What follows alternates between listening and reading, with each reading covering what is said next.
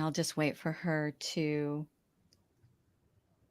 send me the all clear that we're live in the other places. So no tricks, right? Just Tyler Wagner. Yeah, Tyler Wagner's fine. Yep.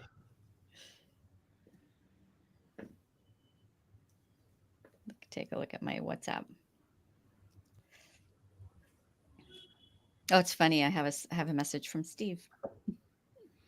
Yeah, actually, I know he has a course out now. I think like helping people with podcasting, like basically like how to podcast in a sense, like as a Yeah, guest. pod guesting profits. Yes, that's what it Mhm. is. Yeah.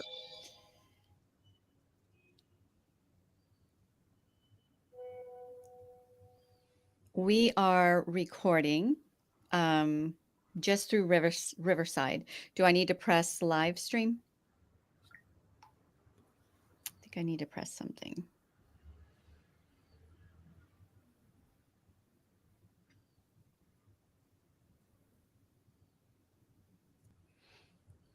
This one's new. We were on.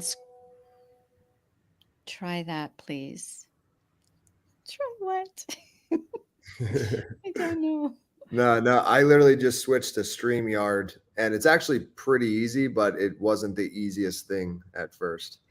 We So had Squadcast. We're now on Riverside because Squadcast kept like deleting my guests.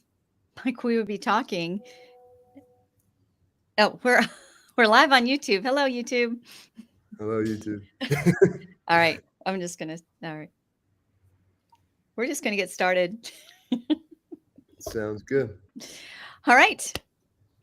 Welcome back to Speak Pact. I am thrilled to bring to you a master when it comes to marketing and getting your message out through the power of words in book form. So, Tyler Wagner is with me today. He is the CEO of Yeah. Authors Unite.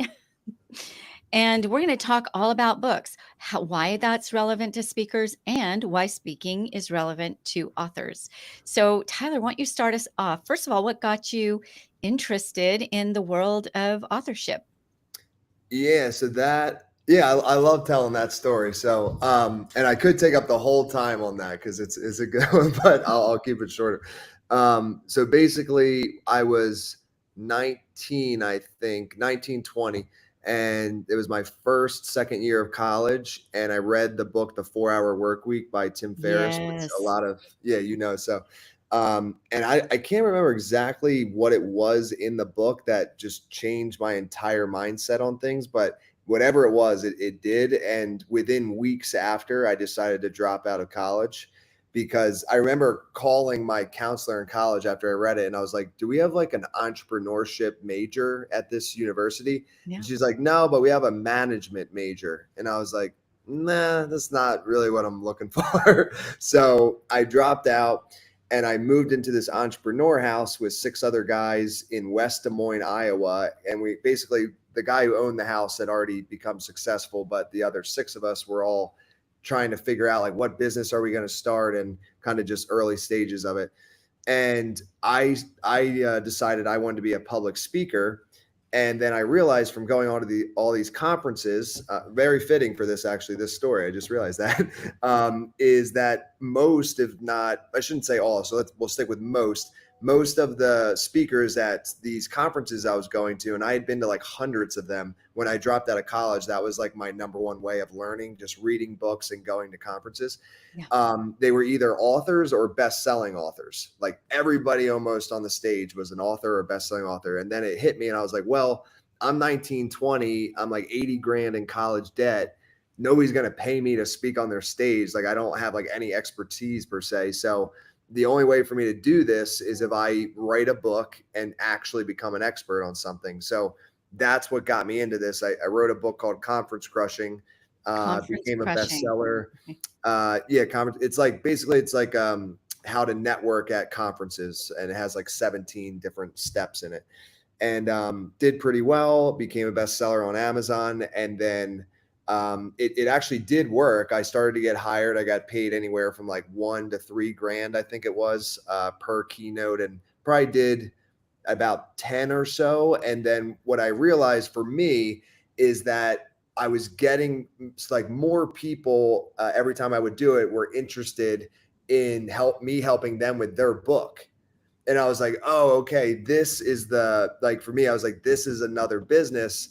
So then I just went completely down that path. So I still do public speaking here and there, but for me, it just clicked that a lot of people want to write books, and I kind of figured out the formula, and that's how Authors Unite was born, and like how I got into the industry. So it sounds like you're pretty young. Like, what year did you start the company? Year. So I think I've been running it 12 to 13 years. I'm 32. Yeah, it was 1920. So what would that have been? 2012 or 2011? Yeah, Yes. 2011, 2012. I think that's the year. And you have an impressive list of authors. It's really fun to read, and you just can go to authorsunite.com and see that. But what do you think why do you think speaking and authorship kind of go hand in hand? Well, I think first thing that comes to mind is I think both of them are like an authority position. And actually, the root word, you may have heard this before, but I like saying it. The root word of authority is author. So when I first heard that, I was like, oh, that's kind of cool. It makes complete sense. But yeah, both of them are like authority leadership positions. And I think when an event, well, two perspectives to think about here. When an event is considering hiring or engaging people to come speak at their event, if you are a best-selling author on a specific topic, I just think that easily puts you in the front of the line. Like, it's just so much easier to vet that person rather than somebody that doesn't have a book on a topic. If you're a bestseller on a topic, you can pretty much, it's almost like guaranteed. Like, you at least are, intermediate at it, like ideally expert, but I'm just saying, like, so that it just puts you at the front of the line. And then for the audience members, if they know, when you're announced or introduced that you're a best-selling author or like New York Times, Wall Street, whichever one it is, the trust, I think, is just built like right away. So I think that that's kind of how they are connected. Like, they both kind of do the same thing for you as a brand. And what that is, in my opinion, is just like immediate trust. It's like being a Yes. doctor almost. Like, the trust is just there by the name. Yes. Even Anthony Robbins, if you'll notice when he is on a talk show, or they don't say Anthony Robbins, world influencer, right? They say author, Anthony Hmm. Robbins. Um, and I find that really interesting. I also love a few things that you said I'd like to touch on. First and foremost, it is an amazing door opener. Having a book is an incredible door opener. I think that a lot of people need that mind shift because they think they're going to write a book and they're going to become rich off of the book. Maybe, but not from the sales of the book typically. Not Right. typically No, off the you're sales right. of the book. It's Yeah. more about the opportunities that it opens up to you. And if I have, let's say, 3 speakers that are a good fit for a particular engagement, and I pitch all 3, a lot of times these engagements will take multiple speakers at a time. It really does make a difference if one is a best-selling author. I don't know what it is. I'm Definitely. feeling like maybe I need to write my own book. I've played around with it at times, but it can feel pretty daunting. Like, it can feel like a very large commitment to embark on No, putting together a definitely. whole book. Well, I think, well, I can just say from my experience, because again, I was 19, 20, and I almost felt like a fake, if I'm being completely honest on this. Like, not now, obviously, because like Yeah. I've really done it now. But when I was 19, 20 and the book came out, I put a lot of time and effort, and it was on a topic that I had experience in. But the reality was I wasn't like successful, if you will, because I was like literally in debt and I was like 19, 20 years old. Sure. So like when I was getting paid to speak on the stages and like teach people things in the audience, and I would think to myself, I'm like, everybody in this audience is like in a better financial position than me, but they're listening to what I have to say. Mm, Not that everything is about finances, right? I mean, it's not, but that is obviously a component to things. So it's just, but the reason, like you said, that I was able to get in those positions, even though maybe I wasn't even qualified, some would say, was because of the book. Like that was the only reason. Without the book, I don't think I would have gotten any of those gigs. Like, and Yeah. obviously I wouldn't have started the business because that's kind of what got me to fall into it. So So you feel like the book got you the engagements. 100%. I mean, obviously, I mean, I still had to do the reaching out and stuff to people because what I did, like after it became a bestseller, I knew my target was conferences, right? And my angle was this book is a good way to open up your event because it'll teach everybody in the audience how to maximize their time at your event. And I would get out of every 100 reach outs, I get 95 no's, but I get like 5 yeses, right? Or whatever it was, or 3 yeses.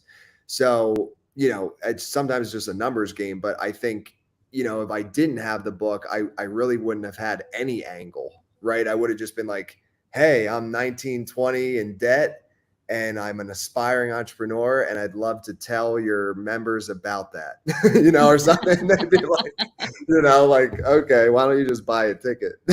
you know?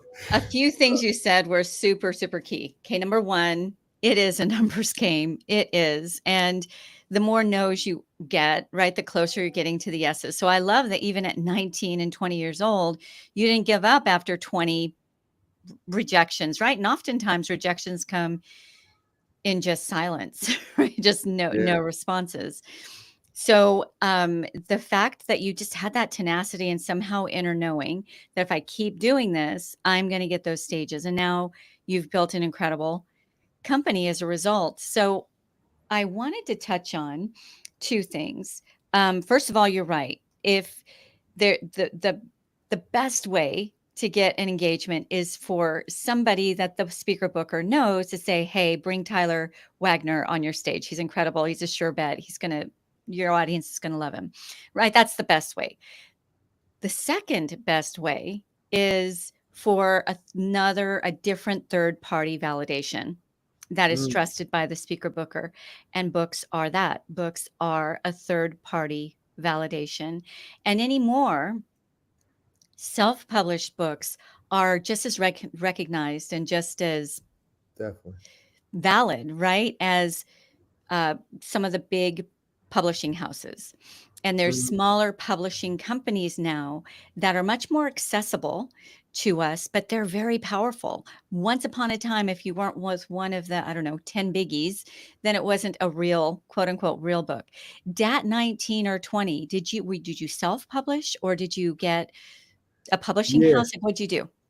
No, I actually self-published but I did it like, how do I word this? I think I did it kind of I did it the right way, if that makes sense. Like I really did put in the money that I didn't have, the money that I loaned from my parents. um, and I like, I paid $500 for my book cover designer, like I really just found the top talent, and some of them, if not all of them, came from referrals of other people I knew that were authors. So, I think a lot of times what people will do is they'll spend months or a year writing a whole book, and then they're on a budget, and they'll spend like $5 on a cover. And to me, it's like I understand if you're on a budget, so I can appreciate that, but I also just think you got to also think about the time that you put into this and packaging unfortunately is very important, right? Yes. So I was willing, and luckily, I've just awesome parents, and I was able to pay them back eventually. But they loaned me a few grand, and I was able to, just hire great designers, formatters, and so it worked out. I would say it looked just like a super quality book, even though it was self-published. You are so right. So I started off my career right out of college in publishing, and I quickly rose to a position of leadership, which was pretty amazing. Talk about college after college, like that was my true college. Yeah. And there was one author that came through, and his book was on the subject of death. So he wanted to use black, just a black cover, and we were. the team of us were just like, it's just not going to do. It's just not going to do it. It's already a heavy subject. And then you put a heavy color on top of it. He insisted we did it. It went nowhere. We changed the cover and it did become a bestseller. And it was just, it's the same words inside, same author. And he was a dynamic human being, an incredible message within the book. But people want, they go for the feels, right? And however that cover makes them feel really determines whether they pick that book or the book next to it. No, absolutely. And actually, Seth Godin, if you're familiar with him, like Yes, I love Seth. I can't remember how he says it, but I just remember hearing something from him along the lines of like packaging is just as important, if not more important, than the actual product that you're like packaging. Yeah. And when you think about it like that, you'll take your book cover a lot more seriously. So. Yes. Okay. So I want to ask you about best selling. So there's Amazon best selling, there's Wall Street Journal best selling, there's New York Times best selling book. Anymore, I think if you just put best selling, that that piques attention, right? There's some that understand that there's a bit of a echelon in there, but what are your thoughts behind number one, becoming a best-selling author? Because I know your company is all about getting authors to best-selling status, and Mhm. really getting their books out there. But do you place a different weight on the different monikers? Yeah, I would say that. So I do just because I know the difference in difficulty, but I would say that I agree with what you said before in the sense of like, if you just put bestseller on the cover, like, and whether it has NYT, Wall Street Journal, or Amazon, whatever it is, the brand before it, to the average reader, like 99% of the population, it does not make a difference, in my opinion. Like if you're a bestseller, you're a bestseller, and the value of that is widely seen and you're good to go. Where it does make a difference is just I would, in that 1%, if you will, of the people that, are aware and understand how those lists function. Yeah. I don't know if you'd want me to, I mean, I could explain a little bit on how they functions if you want. Well, if it's only like 1% that care, Then no, I yeah, yeah. don't care. Oh, yeah, cool. Yeah, no, because it starts to get like technical. But all I'll say on a macro level is just like basically that, NYT is like most difficult, and then Wall Street Journal's like second, and then Amazon is easiest. Yes. Right. And so either way, so that's how it goes. But again, if you're a best-selling author, general public, it's going to be a win no matter which one it is. The only times I think it matters is when you're talking to somebody else that is aware.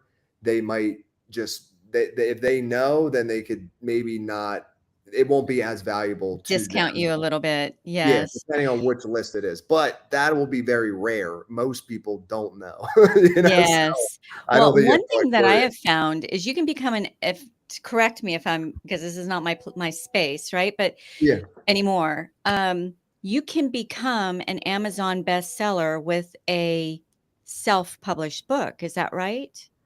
Yeah, you can become a bestseller on every list actually with a self-published book. The only one that is like very difficult to do that with is New York Times. But And all the other ones you can. Is Forbes one also? Is that something different? Forbes actually they don't have a bestseller list, but they have a like a publishing house. Yes. Okay. Now, and I don't know because I think they have two different. They have Advantage and then they have Forbes, but both are under Forbes. And I don't know if they're considered self or traditional. I'm not sure how they have. Okay. Well, Yeah. let's talk a little bit about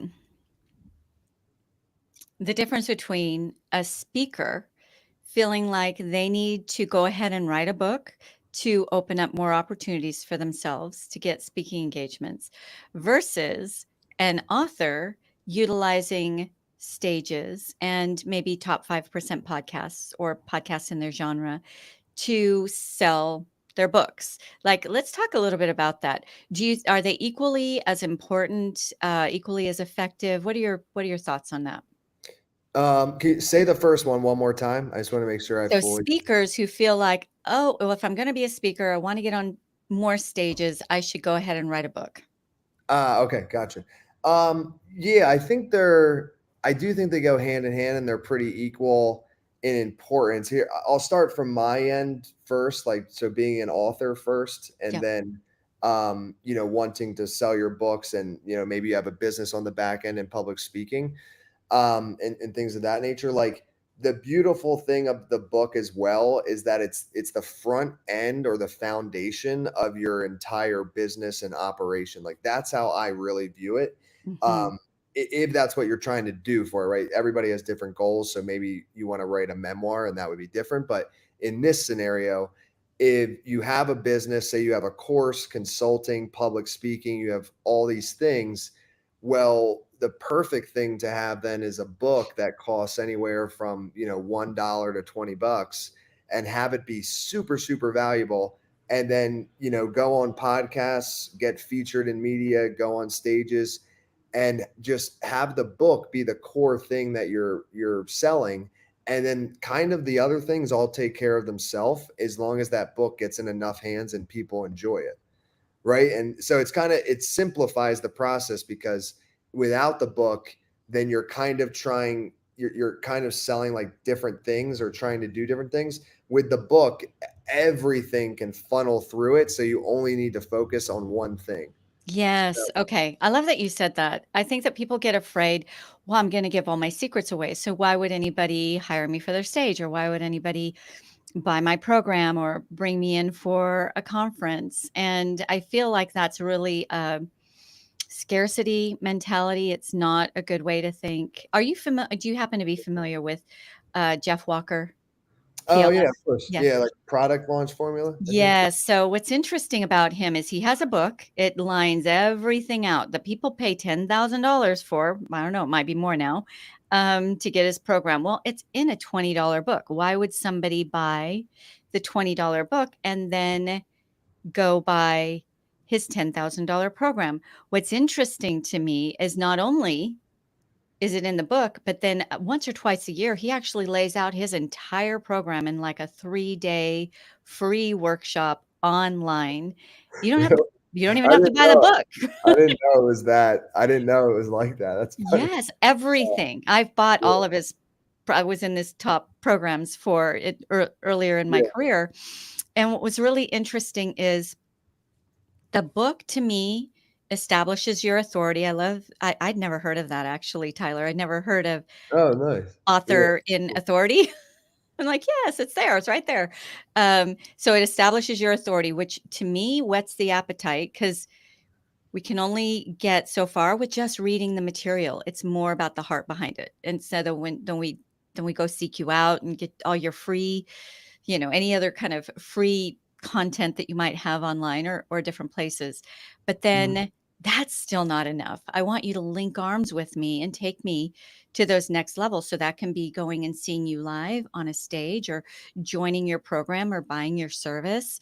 So I do believe it's like a key part of the whole synergistic packaging of what Definitely. you need to do to build your brand and your brand And awareness, right? the example you gave there is perfect because, and this is actually Gary Vaynerchuk. Yeah. One of the things he says, he's like, the reason I give all of my value away for free is because I know that 99% of people won't do anything with it, and like, so I think if you put together a 200, just say on average, 200-page awesome book, like give away all your secrets, most people, even if they read it, aren't going to act on it, right? Because, Mm. like, what, they have a job, they have a family, like, so then the next step is they're like, all right, I'm going to invest in this course, and they're more audio or visual learners, so this will be easier for me than the book. So that's like $500 there on the course, and then they get through, and then again, life gets in the way, and then they finally do it though once I think they invest the high ticket space. What I love about it, and that's kind of what Authors Unite more is that I do feel when you invest that amount of money, that it just that alone holds a lot of people accountable, Yes. right? And that's where, action happens and you actually start to see some results. And yeah, either way, you're held accountable in different ways in that format, but money is one of them. And I think it's just good. But it is interesting, like you're saying though, that literally the exact same thing is in the book that's in the $10,000, but it takes the person here to actually get it done. So Yes, humans but are the book's interesting. that first step. It really opens up the Yeah. mind to a person. I remember years ago, I just read a book on decluttering, and I literally hunted down that author. I didn't know if he was doing any consulting or not, but I had had a bed and breakfast, and it was just so hard to get rid of all the things, right? And I just wanted to get rid of all the things. And I hunted him down just because his book resonated with me, and thankfully, he actually did have a consulting, business, and I was able to do some consulting with him, but had it Right. not been for his book, I probably would have never really discovered him. So, Mhm. when you give away your quote unquote secrets, I I believe if you have that abundance mentality and you give it, you can't outgive. And you hit the nail on the head, Tyler, when you said, I mean, basically, you said it in your words. My words is people need people. We're just wired to want to link arms and get that inertia, right? Get that kind of forward movement with other like-minded people. Why are there book clubs? Like, I could read the book on my own. Why do I need a book club for that? Right? For sure. Why are there workbooks that go with the book so that you can join some club that you're going to go through it together? It's just a whole part of the process.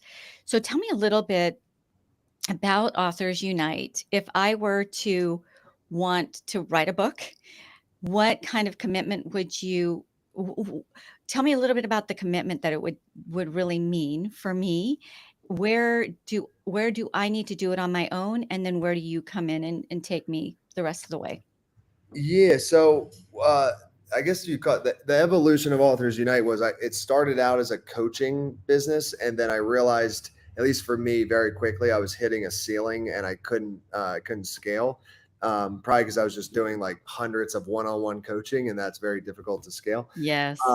So after a burnout occurred, basically, then I was like, okay, no more coaching. I actually still do coaching, but basically it's just for free, for fun on the side, like just when people need help. But the business, it's high ticket done for you. And then we have courses that are like low ticket. So there's really no like middle, I guess you could say. So one of two ways to answer your question would be, one way is you could take our course or courses, depending on the genre of book that you're writing. And then, if you follow the course, then at the end you could have a book written. Or we do ghostwriting. And for that, it's a way bigger, financial commitment. But Sure. as far as time goes, it's very little. Like it could be 10 hours total of time, like 1 hour a week over 10, 15 weeks of like, and the way it works is one of our writers would interview you over Zoom, once a week for an hour, and then they extract from the interview and then write your whole book for Wow. you. Nice. Um, so yeah, those would be the two options on that front. So, okay, so we do that, whether I do it with your DIY package or I have you guys do it for me. I get my beautiful book. I've got my beautiful book in my hand. Now what? So next would be, well, so the ghostwriting includes editing. So editing would be next step, but then publishing would be the next. And that would be same scenario with our courses. You could do it yourself, or you can be published like under Authors Unite Publishing. And that's where, we use our designers that most of them I've been working with for like at least 5 years, some of them a decade. And formatters. So we do the whole thing for you, publishing. And then the next step after that is, depending on what bestseller list you want to hit, like we can basically guarantee all of them except NYT can't be guaranteed for various reasons. But if you wanted to do it, we could potentially, depending on your situation, help you get there. So you pick one of those, and then we do a bestseller campaign, get you bestseller. And then after that, it's really up to the client. And depending on their goals, we have other services for like more long-term marketing. So that would be like, getting them on podcasts, helping their book get like thousands of reviews on Amazon. Um, so yeah, and then TEDx talks, like a lot of different things to just kind of keep the momentum going for the author. So let's talk a little bit about that. So it's not something I could just hire you and you're going to go out and promote my book. From my point of view, the author needs to be pretty involved in the marketing of their own book. Are we on the same page with that or? I would say after the bestseller, yes. For the bestseller, though, they actually don't have to do anything. Like how we do it is, because some people listening might be curious on it. It's typical. Is like how could you guarantee sales and all that, right?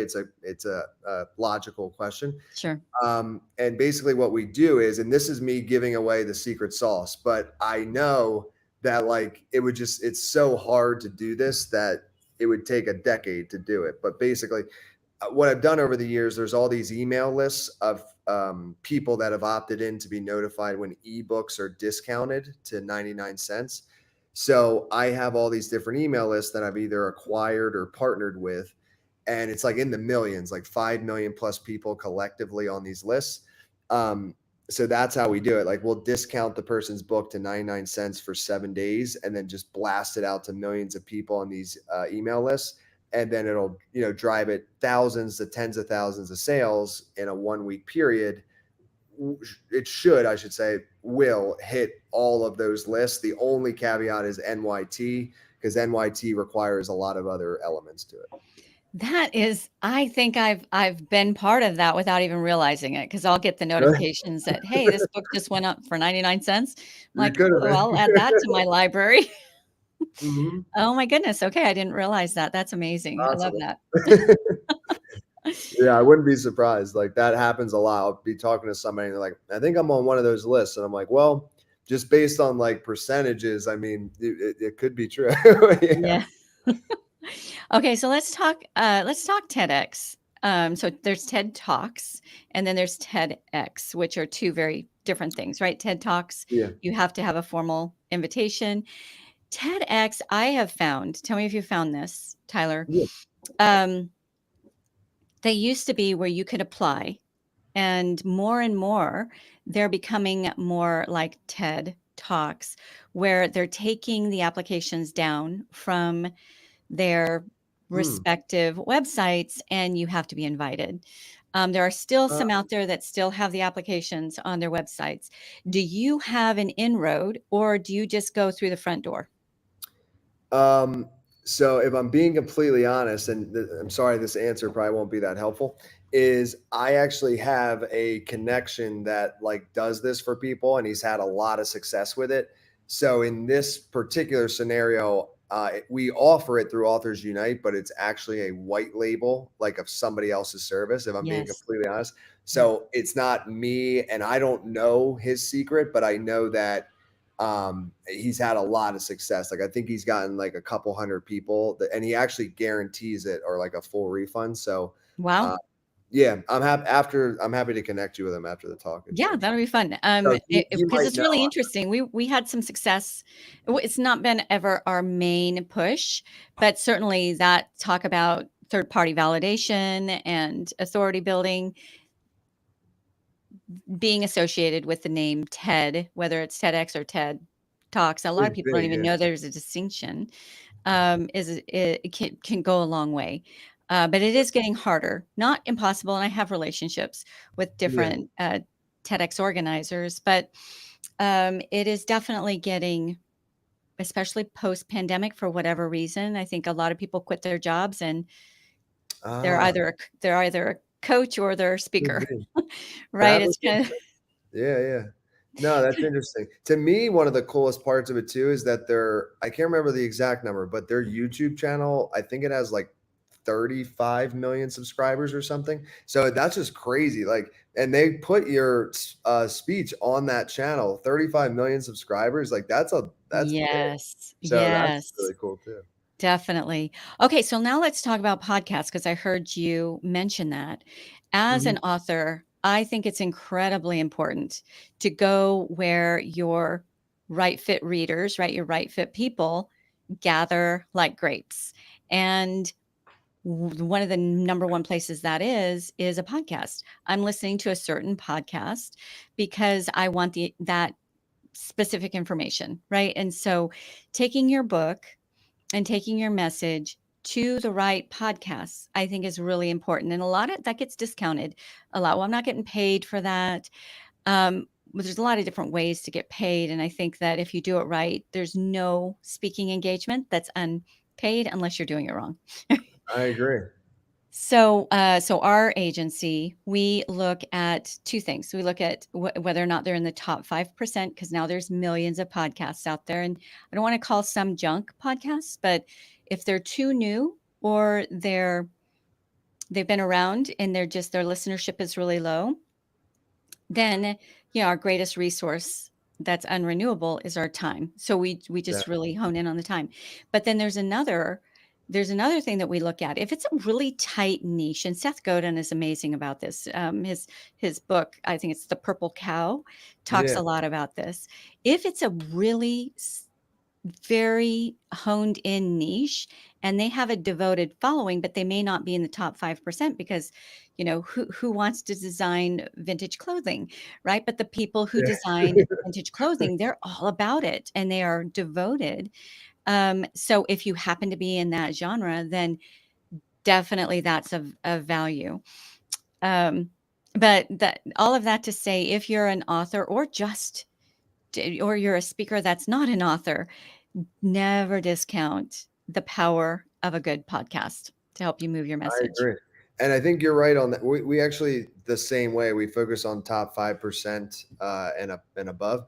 And I think it's more about the niche. And if it's not the niche, then it's more about the ranking, just to be honest, because it's less about the amount of shows and more about the actual shows that you get on. And I think when people first like have the idea of like, okay, I have a product or a service, I'm going to try to get on podcasts, they're more thinking about volume, and that can sad to say, it's just the truth. Like it can be a time waster because I think now there's like, I don't know, last I checked, it was like 800,000 podcasts or something. Maybe there's way more. I don't know. That was the last time I checked. So if you think about that, and let's say 700,000 of them have maybe a 10-person listenership, like, I don't know, I'm just making up, but is it worth an hour of your time to only have 10 people? And maybe for some people it is, but for others it's not. So you just need to think about that, because success isn't always measured on volume. Like if you're getting on 50 podcasts a week, but they all have no audience, it's not helping them. Right. So Yes. you just gotta be careful with that. It's like a false positive or something, It's like something. Yes. Yeah. Okay, so I have two more questions for you. I'm gonna ask you a question, and then I would like for you to after this question, I would really like for you to let people know how to get a hold of you. I think we've already said it, but we'll say it again. And then I have our flagship question for the show that we'll end with. All right. So when it comes to our unrenewable resource, right? Time, which is precious. If I okay, let's just say I'm a speaker agent. If I want to put all of my secrets in a book and I hire your company or a company like yours, who you're gonna set me up with your writers, you're gonna do everything from beginning to end. Set my expectation. Like, how long should that take, and how much commitment per week, hours per week, or whatever it might be, should I expect to commit to? Yeah, I would say so. I'll go from the ghostwriting all the way to bestseller, right? Because the stuff after is kind of infinite depending on how much you want to put into it. But from there, you're looking at about 6 months, I'd say, is a good average. And the way that this would look is it would be three to 4 months of writing. So in that time, it would be weekly or bi-weekly interviews that are 1 hour. So let's just say 10 to 15 hours on your side for that. And then I would say, though, add another 5 hours at the end that, you're going to want to do a final read through at the end of because, it is your book. So you got to take the time to read it and then give feedback to our writers. So let's say all in 20 hours spread out over 3 to 4 months to have the final draft of your book. And that includes editing as well in there. And then publishing will take about a month to 2 months max. And the bestseller campaign, though, like that can be scheduled, and ideally it is, you schedule that at the beginning, so like 4 to 6 months in advance. So basically, the publishing is just feedback on the book cover. So add another 2 hours, maybe. So 22 hours total. And the marketing for bestseller, literally, you don't have to do anything. But most people do like post it on their social media, like, hey, my new book's out. So let's add another hour there. So like 23 hours all in. And yeah, 6 months will write, edit, publish, and make you a bestseller on any of the platforms. New York Times, again, that was a little trickier, but all the other ones, guaranteed or a full refund. So that's how it That's works. incredible, Tyler. That Yeah. really is. So when you say publisher, so are you a publisher or do you pitch me to other publishers? No, I'm a publisher, but depending on the author's goals, I may pitch you to another publisher. Like if they want to hit New York Times, it's better if they don't go under us because we're like a service or hybrid publisher. So we would pitch them to a traditional in that case. Gotcha. Really interesting. Does it hurt your New York Times standing if you go ahead, if I were to publish it through you, we get the ball rolling, we get some interest in the book, and then we pitch a more traditional publishing house? Um, Actually, just trying to think back to all these scenarios. That is a common thing that I shouldn't say common, but it's maybe we've done that for maybe a couple hundred books actually, where the author doesn't have like a large following. So it's hard for them to get a traditional publisher or like a deal. So they'll hire us and we'll get their book, a bunch of success. And then they take that book to pitch the publishers and then they'll get a deal right Gotcha. on the same book or on their second book. So the thing with that would just be like for New York Times, you want to do it within the first 3 months of release. So the only way that would be good is if it's the same book, is you would want them to actually like republish and have a new start date there, which Okay. I think they would, rather than just like change the brand and like keep it in the same exact um upload, you know what I mean? So Yes. so yeah, that could work. Okay, so and I'm Yeah. sure your answer is similar in that your time, this is all part of the same question. Your time investment is going to vary somewhat. What is the span of a monetary investment if you want to go all in and really have someone there linking arms with you from beginning to end? Yeah, so our for that first one, the first scenario that I said, because I'll always put New York Times is just way out in left field, Sure. right? So Mhm. Yep. everything else is in this universe. That's just not. So, but I'll tell you though, just for fun. So either way, first scenario, our ghostwriting is 50K, and then and that includes unlimited editing. So that's like that we do 25K up front and then 25 at the end once you're 100% satisfied with the book, and then 8,500 is for the book cover, the formatting, publishing, so all of like the design element, Design. and Mhm. publishing process, and then it's 60K for I would say like our middle to high tier bestseller package, and that's like you're going to hit Amazon, Barnes and Noble, USA Today, Wall Street Journal. Potentially some other lists, and you'll probably get anywhere from like 10 to 20,000 sales in a week of your book. So all in on that, you'd be looking at technically it's 118,500, but 120K for ease. Yeah, Uh, that's kind of the math I was doing. and that's like a all in. That's like a very solid campaign right there. Yeah. Yes. Okay. And so I pay the 120,000.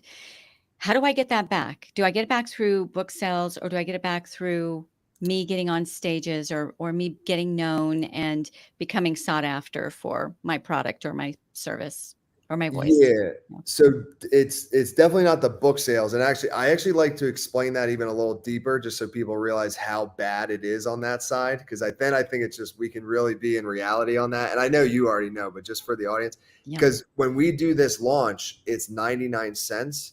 When your ebook is 99 cents on Amazon, you only get 30% royalty. So let's just say it's on the upper end, 20,000 sales. You're only making $6,000 back on that. So Ouch. sad. Yes. So you're still pretty deep in the red on that one. You know what I mean? So it ain't good. But this is why I would say most of our clients are public speakers, like we're talking about here, or they have, or both, like a course consulting done for you. Like they have some sort of back end. The only scenarios that I found where they don't is like really two scenarios. If it's like a CEO of a company, which they do have a back end, but they're more just doing it for the brand. Like they Yes. just want to have NYT or Wall Street next to their name. They don't really care about anything else. They just want that. And I'm sure they leverage that, right? So it probably does pay off. Or if it's somebody who's like, they're already super wealthy and it's a pure impact book, then there's no back end and they're willing to pay that to get that book in a lot of hands and become a bestseller. But for everybody else, that, is looking at this as an investment and like ROI without the back end, you probably will not make an ROI, but if you did, it would take 5-10 years. But it Yes. would be very unlikely that you even would just on book royalties. Like you'd have to sell so many books to make $100,000 in royalties. I just love that you're so transparent because honestly, this is your company, right? Yeah. You want people to come to you, and you're so transparent. You have a lot of integrity, Tyler, and I really do appreciate that. So let me give the other side of it because Mhm. I'm the speaker agent, right? So let's say got this beautiful book, have this incredible company who has gotten me the seller list, and let's just say in the first year that book got me only four engagements, just four engagements. Every engagement done right should be, because there's two pillars of a speaker's income. There's the host checks, which most speakers are after those host checks. That's the smallest part of your speaking revenue. That might be $10,000 if you're maybe even $20,000. It's still a one and done. It's the smallest part. Done right, your audience checks are where it's at. And through your Mhm. book, that is keeping you top of mind. They heard you, they love you. Now they know, like, and trust you. And now they've got your book in their hands and they're going to seek you out for the next thing, right? So those audience checks in, let's say, an engagement of even 100 people. Like, it doesn't even have to be a massive group. You done right, you should be able to walk away with at least $50,000 from that audience. Now, you won't see it Mhm. that day because a lot of times you can't sell from the stage, but there's a pipeline. And within 3 months to 6 months, you should be able to see that. And I have somebody who's just really, really great with spreadsheets and they want to track everything. And they know from an engagement they did 5 years ago that that one person that followed them from that engagement 5 years ago has resulted in $200,000 for them. Like, they track it all the way. It's that powerful. So yes, $120,000 sounds like an investment, but if it just opens up just four doors, you have more than paid for the book, right? In between the host checks and the audience checks. And then the rest is all cake, right? From there. So I see the value in it. And I know the average person might say, oh my goodness, I paid that for my Yeah. house, right? Well, you're Yeah. investing in a future. So that person who's like sweating right now and just saying, "Oh my goodness, what would they need to devote with regards to time and money?" Same question. If they wanted your DIY package. That is like way less. So I'd say our course that kind of covers everything, it's called Babs, Becoming a Bestseller. And that does cover like all the way writing all the way up until the bestseller. It doesn't, there's a tiny little part at the end that covers the back end stuff. So it doesn't fully cover like the business side of things. But that's only $997. So $1,000. 997 or Yeah. 9,000? No, 997, right? Oh my Because goodness, that's it's incredible. actually it is only a course though, right? Like we don't do like the community or like, the weekly Q&A, like all those other benefits that a lot Yeah. of other just course owners do. And the reason for that though is just really for scalability, just if I'm being completely honest. And Yeah. that's why what I have found is high ticket done for you, where we just basically do it all for you. It's all on us. And then the course, it's all on you. Then there's no way we can hold each other up. Like it's impossible. Mm, So it just flows so smoothly. So either way, that's why I do it that way. powerful, but they still have to probably hire an editor, hire a Oh, designer. good point. Okay. Yeah, I didn't think about that. So, oh yeah. Well, then it changed. Well, I would say this: editor, designer, and everything. And if you do it the right way, let's just say maybe you're at 10K, so 9K more, and Okay. then you have your book. Now, the bestseller side of things, the Wall Street Journal and USA Today, it is you almost, unless you have a large audience, you like can't do it on your own. Like it's that hard. Like you need at least 5,000 books sold in 1 week to have a Mm, shot at them. wow. And just like, it's just the reality. Like most people don't have an audience that size to get that many sales in a week. So you would either have to hire us, or you could, or just do Amazon bestseller. You could do that. And let's say you could do that just with your network. Or maybe you spend 5 to 10K more on marketing to make that happen. So Yeah. all in 15, 20K if you do it yourself. Okay. So, These are okay, great I'm a questions. DIYer. I'm going to do it myself. I'm like And figuring it out as you're asking me. It's this is awesome. really good. You're amazing. Yeah. Um, so I'm a DIYer, let's just say, and I did it all myself, and I'm super motivated, and I, book myself for 4 hours a day of writing, whatever it might be. So if I were to go all in and hire you or a company like you, 6 months down the road, I should have a best-selling book, right? Everything is done, and I'm off to the races. What have you typically seen? I know there's going to be a huge fluctuation, but what have you typically seen if somebody DIYs it? Do they ever get the book done? Number one, and if they do, what kind of span of time do you kind of see them take? Yeah, I mean, I don't know what the success rate is, honestly, but it's probably lower than 50%, because it's just life get with you. If you don't have accountability when you're writing a book, you ain't gonna write it. Like you're just not. Because whether you run a company or have a job, and then you have a family, kids, girl, like whatever it is, the idea that you're going to write a book in your spare time, some people pull it off, but most people just don't, because it's always that thing on the side. And a book really does require the effort to be put on the forefront. Like it really does. Now I should say you could pull it off writing 1 hour every morning for like, maybe 6 months, maybe a year or two, just depends how long the book is. So you could do it that way. But also, I would say most people without accountability are not that consistent to actually commit to 1 hour every morning. Yes. Most people do it probably for like a couple weeks, and then they fall off, and then they don't. So, yeah, I'd say below 50% success rate. And if they do it, let's say on average, it takes a year. Yes. Okay. If they're lucky, like if they really stick with it. Yeah. Yeah. Okay. So how do we find you?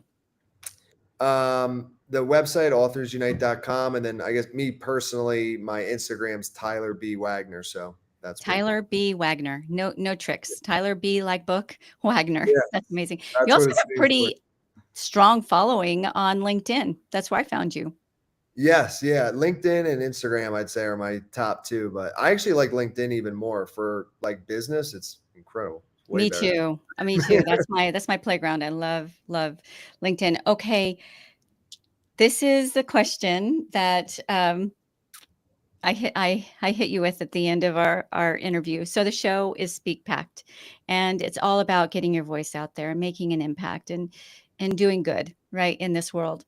What is your challenge, your pact with my audience? What would you encourage them to do to get their voices out there, to get that impact out there? Well, I guess because I'm the book guy, I guess you could say, I would say if you have been wanting to write a book, and odds are to all the people listening to this that at least half of you are those people that want to write a book. There was literally a study done in New York Times that says 80% of people, I think adults, have like thought of the idea of writing a book before. So that's like a lot of people. So I'm sure your listeners, or most of them, are in that group. Um, pick one, right? And I think what for people that are more on the budget side, I think they'll try to go down the path of the course and do it themselves, and some of them will succeed.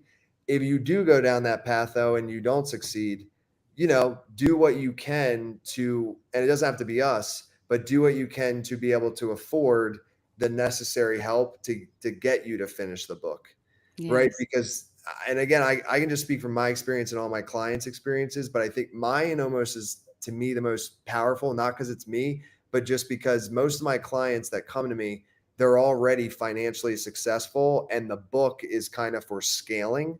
My entire life is built off my book. You know what I mean? Like, I wouldn't be anything of what I am right now if I didn't drop out of school and write that book. So if that means anything, it's just, to me, writing a book changed my entire life in the most positive way possible. So I think it's something that everybody should do at the beginning of their career and at the end of their career. It's beneficial in both ways. So that's It what I would say. astounds me, people who have like 10 books. I have no idea how they do that, but some people have it in them. Yeah. This has been such an insightful interview. Thank you for your time and for being with us and for your generosity in all that you gave to us today. Thanks for having me.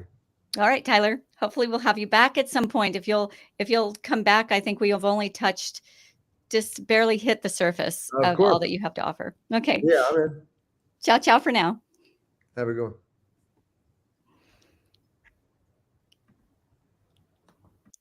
I don't know how to turn off the live.